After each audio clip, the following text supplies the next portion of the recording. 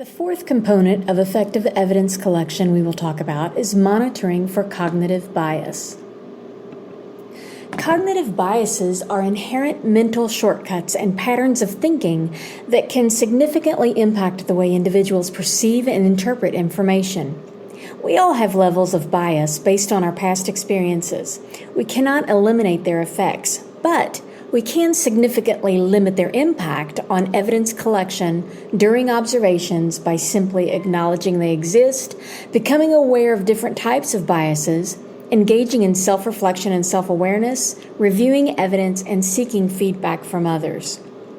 Though there are many types of biases that can affect the reliability of teacher observations and evidence collection, we will review 5 of the most common cognitive biases. Confirmation bias in teacher observations refers to the tendency of evaluators to selectively notice, interpret, and remember information that confirms their pre-existing beliefs or expectations about a teacher's performance. In other words, when an observer holds a certain opinion or initial impression about a teacher, they are more likely to focus on evidence that supports that opinion while disregarding or downplaying information that contradicts it. For example, if an evaluator believes that a particular teacher is ineffective in managing classroom behavior, they might subconsciously seek out instances where the teacher struggles with discipline and overlook instances where the teacher effectively maintains a positive classroom environment. This bias can distort the overall assessment and prevent a well-rounded and accurate understanding of the teacher's abilities. Confirmation bias can hinder fair and objective teacher evaluations as it skews the interpretation of observed behaviors in favor of the evaluator's preconceived notions. The halo effect occurs when an observer's overall positive impression of a teacher influences their perception of specific behaviors or qualities. If an observer has a favorable initial impression of a teacher, they may attribute positive qualities to that teacher across the board, even if those qualities are not consistently demonstrated.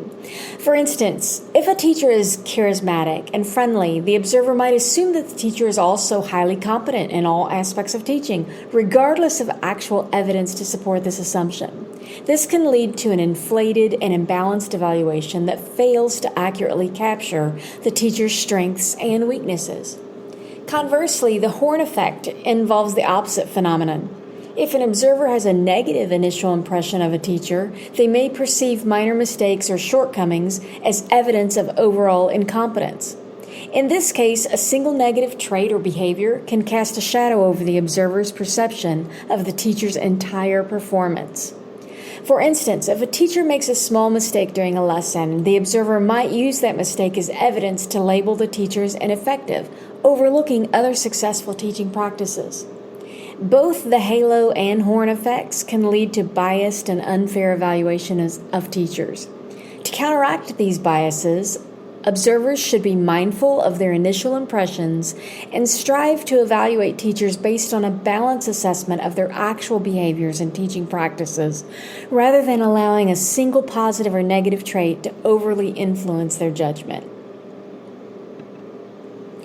When observers find teachers who are similar to them in terms of personality, teaching methods, or other attributes, they may unconsciously attribute more positive qualities to those teachers.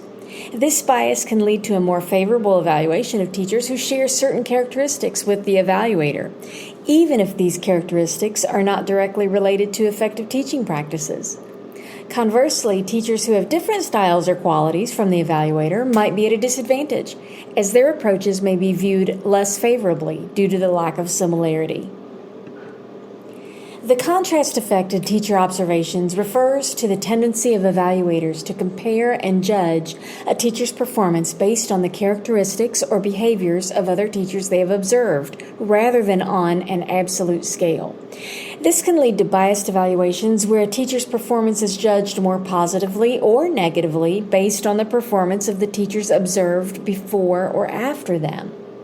For instance, if an evaluator observes a series of highly effective teachers, they might rate a teacher who performs adequately as less effective by comparison. Conversely, if the evaluator observes several struggling teachers, they might rate a teacher with an average performance more favorably due to the relative improvement observed. Recency bias in teacher observations refers to the cognitive bias where an evaluator's perception and evaluation of a teacher's performance are disproportionately influenced by the most recent events or behaviors observed, rather than considering the teacher's overall performance over a longer period of time. Unfortunately, if any of these crucial components of effective evidence collection are left out, teachers may become frustrated and feel unsupported. And at worst, if teachers perceive that evaluations lack transparency or consistency, then a lack of trust results. However, by intentionally focusing on all four components of effective evidence collection, principals create foundations for fair, consistent, and meaningful teacher evaluations that support professional growth. When individuals feel supported and valued, they are more likely to believe in their abilities and to take on new challenges with enthusiasm. Next, after a quick review of the types of biases, you will practice collecting evidence and aligning evidence to the components of the Kentucky Framework for Teachers based on the research of the Danielson Group.